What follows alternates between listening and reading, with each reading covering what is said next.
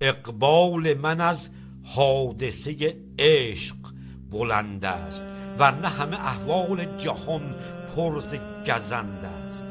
اوضاع من از بخت نگون خرد و عقل، چون ره زدن بادیه با مرد سمند است. ادراک من از عقل به جایی نبرد ره، گویی تو که عقلم خر لنگیست به بند است. در وادیه عشق گر احساس نباشد، ره پیشه نکن صورت اندیشه نژند است. عقلی که نباشد پی احساس معین، خود موجب مهجوری و نیلت به زرند است.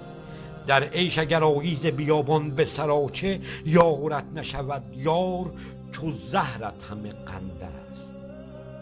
در سایه یارت نشود کام تو شیرین، دنیا همه کامت بشود فایده چند است. بر بط بزنی بط بزنی مایده گیری، تا می ندهندت همه اوضاع تو گند است. می صورت وی در طلب حق و یقین است. حسش نکنی هر دو جهان تو دوژند است.